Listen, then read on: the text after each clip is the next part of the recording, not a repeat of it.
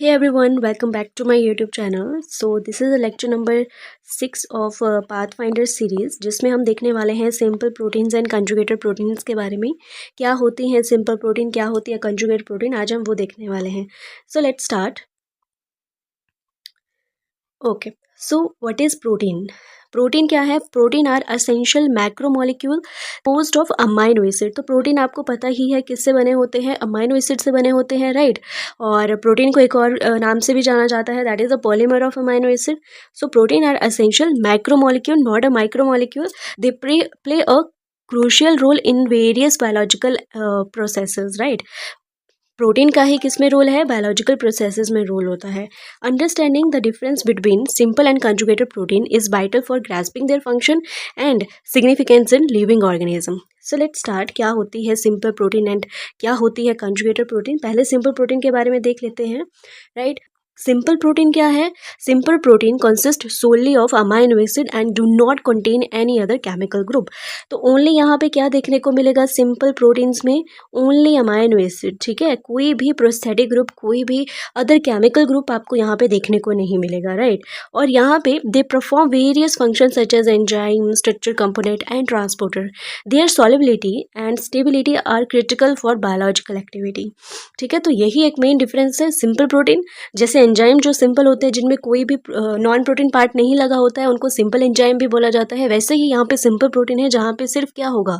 Only amino acid present होंगे, ठीक है। तो उन्हीं को सिंपल प्रोटीन भी बोला जाता है। जैसे कि हमारे एंजाइम्स हो गए, अभी मैंने आपको बताया, ठीक है। सिंपल एंजाइम्स हो गए या स्ट्रक्चर कंपोनेंट्स हो गए, ट्रांसपोर्टर्स हो गए, they are all simple proteins. इसके बाद आते हैं कंजुगेटेड प्रोटीन्स के ऊपर। क्या होते हैं देखते हैं। So conjugated protein contain non-polypeptide component such as carbohydrate or lipid. These component enhance their functionality and biological role, including hormonal and immunological function. तो कंजुगेटेड प्रोटीन और सिंपल प्रोटीन में एक ही डिफरेंस है, क्या कि कंजुगेटेड प्रोटीन का मतलब है कि इसमें क्या होगा? एक नॉन प्रोटीन पार्ट भी होगा, ठीक है, नॉन प्रोटीन पार्ट भी होगा और प्रोटीन पार्ट तो होगा ही होगा, right. That is amino acid. तो non protein part plus amino acid को ही क्या बोला? कंजुगेटेड प्रोटीन बोला जाता है, ठीक है। और यही एक डिफरेंस आता है कंजुगेटेड प्रोटीन और सिंपल प्रोटीन के बीच में।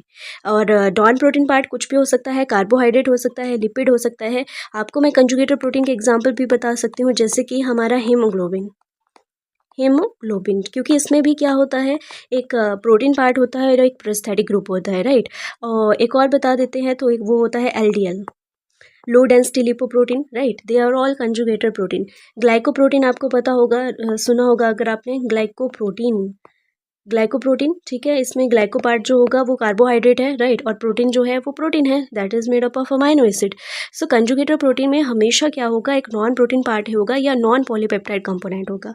वो कुछ भी हो सकता है, कार्बोहाइड्रेट हो सकता है, लिपिड हो सकता है, ठीक है।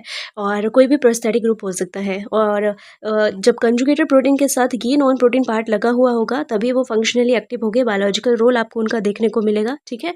तो ये है difference between simple protein and conjugated protein. Thank you so much.